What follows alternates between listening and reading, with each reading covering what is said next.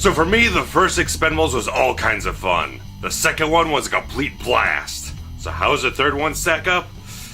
Not quite so well, unfortunately.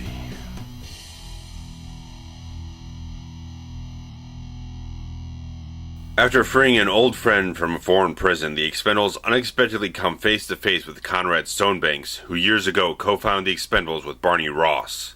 However, he subsequently became a ruthless arms trader and someone Barney was once forced to kill, or so he thought. Now Stonebanks is making it his mission to end the Expendables, but their leader has other plans.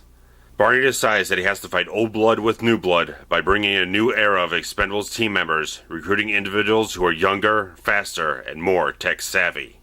However, Stonebanks more than has the upper hand, and this mission becomes a clash of old-school style versus high-tech expertise in the Expendables' most personal battle yet.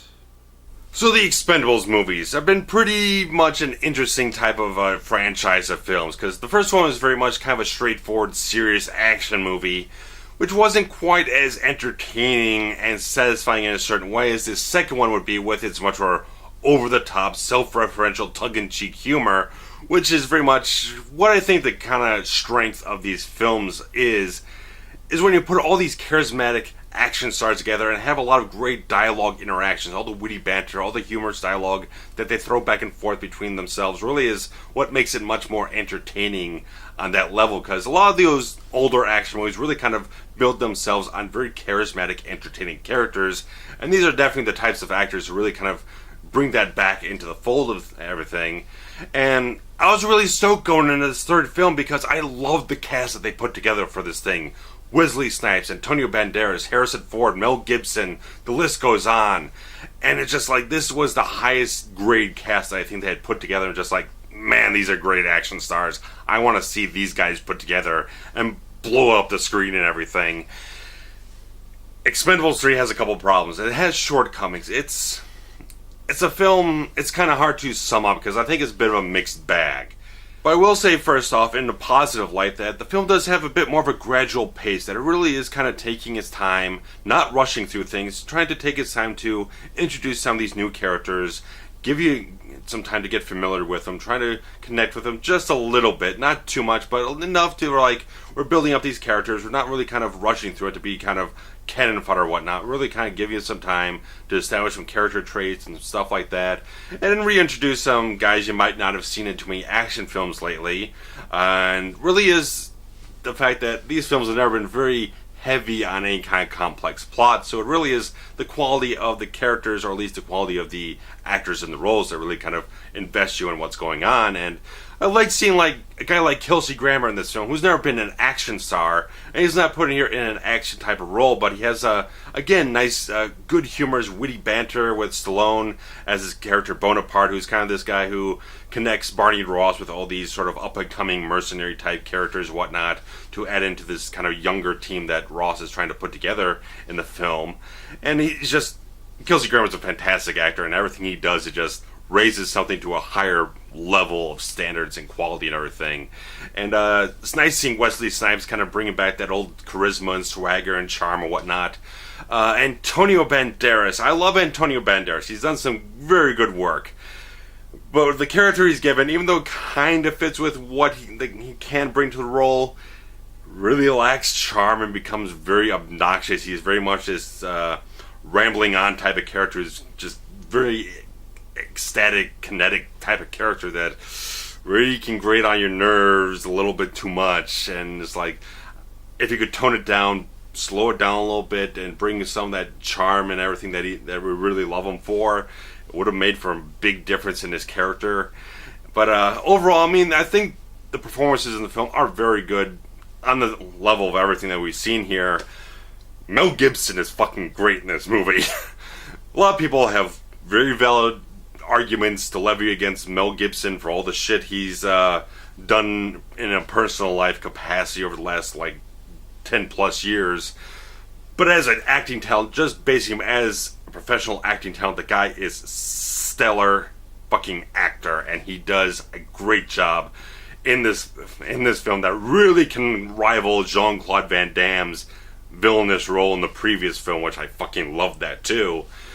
Mel Gibson gets this one great scene in the film that really allows him to shine like a fucking bastard on screen. This character that he portrays, Stone Banks, is just this one scene after he's been captured by these Barney Ross's younger crew has a very bone-chilling type of soul-rattling type of scene and everything that really like sells the intimidation factor of this character who has a long history with Barney Ross and everything, being one of the guys who originally founded the Expendables and kind of went off in a darker realm after that.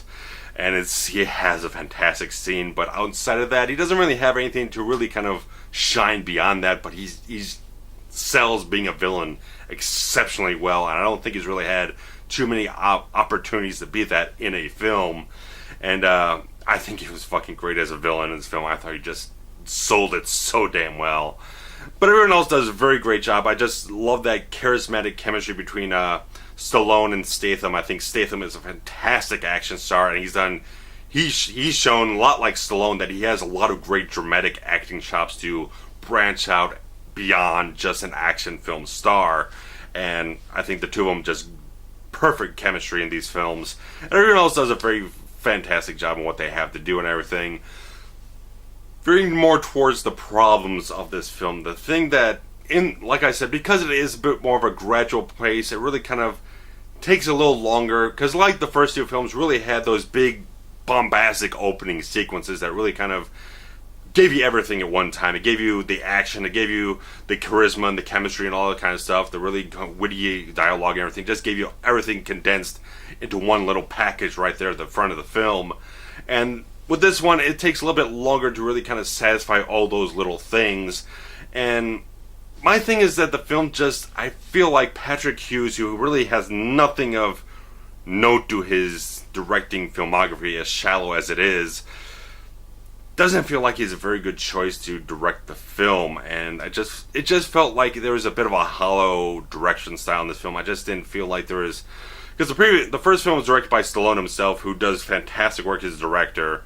Second film was directed by Simon West, who also did Con Air and a couple other good action movies. This guy, Patrick Hughes, really doesn't have a lot of depth in his filmography to really kind of stand out as a very exceptional type of action director, and I just didn't feel like there was a lot of style and whatnot. Didn't really feel like there was anything really kind of big theatrical cinematic type of quality to the film overall. It just felt like there was kind of bland direction style to the whole film, and it's not, and even the look of the film is not all that fantastic, even though it's shot by a very good veteran cinematographer who's done a lot of great work. He did Die Hard with a Vengeance, 13th Warrior, The Incredible Hulk film, so he's done some films that I think are very well shot films. But overall, it just felt like the film just kind of lacked something in the visual department. And speaking of such things, the visual effects in this film are not very good at all. I don't think any of the digital effects are good at all, period. There's like this one scene where Kelsey Grammer and Stallone are sitting in a car driving somewhere, and it's as obvious as living hell as a green screen composite shot. It just looks cheap. There's helicopters flying around which are CGI helicopters, and they're blatant as hell that they're CGI. None of the CGI in this film looks good at all. It looks pretty cheap for a theatrically released film. Doesn't look good at all, and I will address the fact that this is a PG-13 film that has been cut down to a PG-13. Stallone has mentioned in a press conference recently that they did shoot all this other stuff, and on the DVD Blu-ray release, you'll see the uncut version. So they actually trimmed footage out of the film, made it bloodless for PG-13 rating to, quote, reach a wider audience. It's like bullshit. I'm not a very strong subscriber to cutting it from an R to a PG-13 is going to make it a blockbuster mega success versus a bomb at a rated R thing. I don't see it. I don't see that happening. In my theater, at a 7 p.m. showing at a smaller theater, I probably had a half a dozen people in the theater. I don't think it really makes much of a difference. These films have never been gigantic successes, kind of a moderate success type of thing. I don't think cutting it down to PG-13 is going to make that gigantic of a difference in the box office take. For decades now, people under the age of 17 have snuck into theaters to see R-rated films without a fucking problem. So, and if they want to, they can go see it when it comes out on DVD, Netflix, HBO, wherever the hell it is. They can get their hands on an R-rated film if they want to watch it well enough. So, I don't believe in it, especially when you say, when it gets released on home video, you'll see the full uncut version anyway, and by that time, anyone's going to be very much easier to obtain that cut of the film, in my view.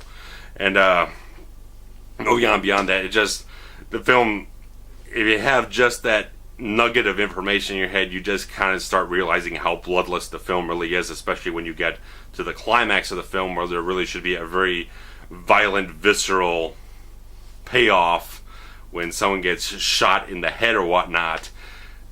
Kind of loses something with the visceral quality of the film when you cut out even CGI blood, which kind of sucks and everything too.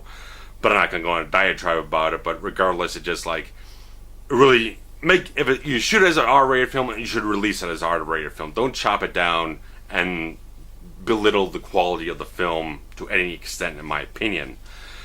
But moving on that, the action in the film is pretty damn good. I don't think it's quite as well shot as it possibly could have been. There's some sequences of the film that is during, like, Ronda Rousey's first scene in the film. She's an MMA star. She looks like a tough woman who could kick my ass in 5 seconds.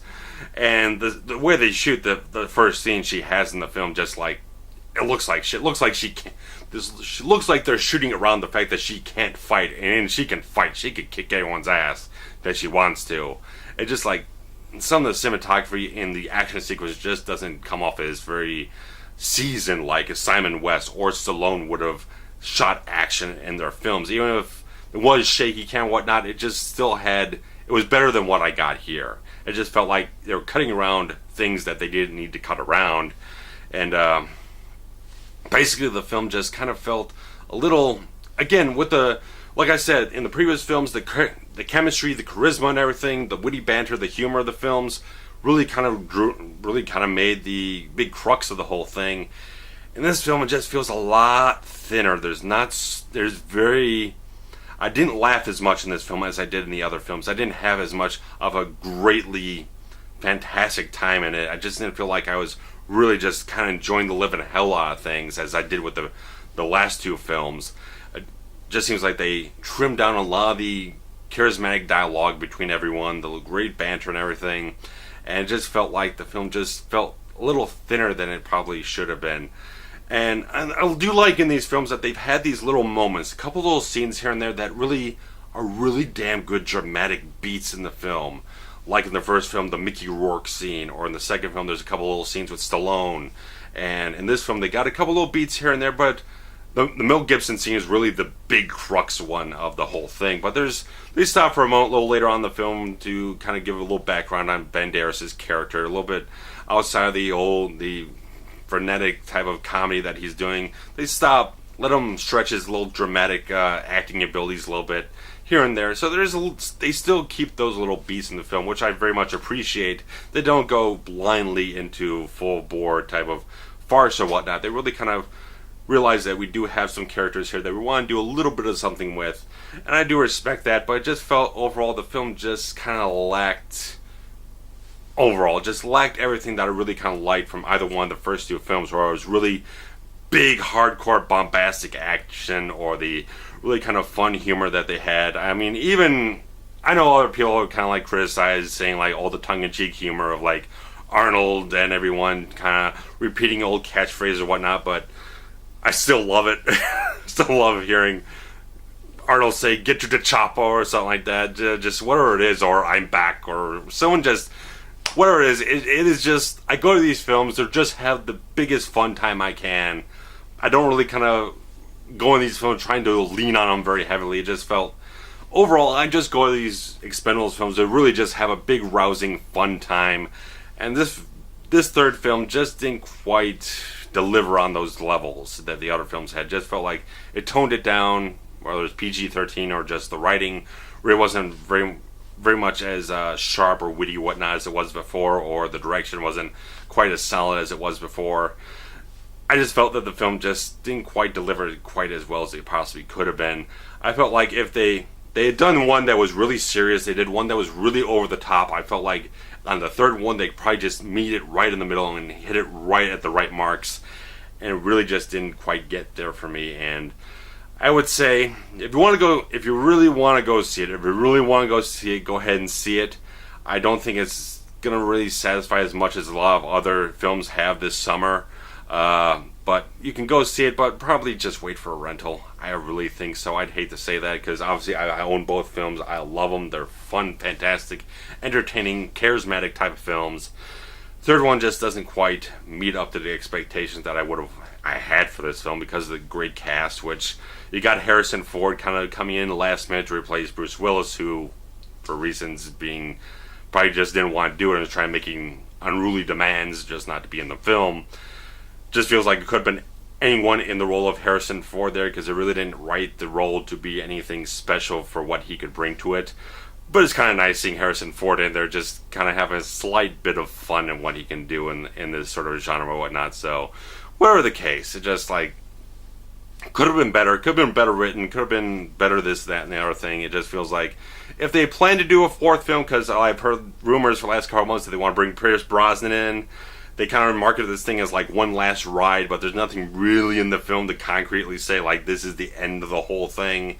Slight allusions, but not really kind of saying anything definitive. You can easily go on a fourth film without having anyone raising arms about anything. I think if they could do a fourth film, get a much stronger director in the role at the helm of the thing, write a much sharper, stronger script, and really get the right people involved in terms of the cast, I think it would be fantastic. I really like to see a couple of names come to mind. Nick Cage, again, Pierce Brosnan. It'd be kind of cool if they got a couple of the Bonds like Timothy Dalton in there or something like that. Just, I don't know, fan casting, you know, anyone can fucking do it. Anyone just has their dream cast of bringing certain action stars together and everything. But whatever the case, if you are a fan of the Expendables movies, just give me a couple of your comments below about which one of these guys is one of your favorite action stars. Who is your favorite of all of them? Stallone, Arnold, Statham, whoever it is. Post some comments below if you love Harrison Ford, obviously Han Solo, Indiana Jones, Jack Ryan. The guy's got plenty of franchises to his credit. And if you saw this film, definitely post your comments below. Tell me if you were a little more disappointed in it than you probably as disappointed in it as I probably am. So I'm running out of steam here. My voice is getting a little hoarse, so I'm going to cut out here. And hopefully I'll have some couple more videos coming up for you, or I don't know how the release schedule is going or work. I already shot a review for the Clint Eastwood, Charlie Sheen buddy cop film, The Rookie. So it'll be up around the same time as this one, see how my editing goes. But regardless of that, I'm going to be getting back up to speed, and I'll catch you guys later. So post some comments below, hit some like buttons, and if you want to get more people involved with Forever Cinematic, definitely share the links around. I very much appreciate it. So take care, and bye-bye.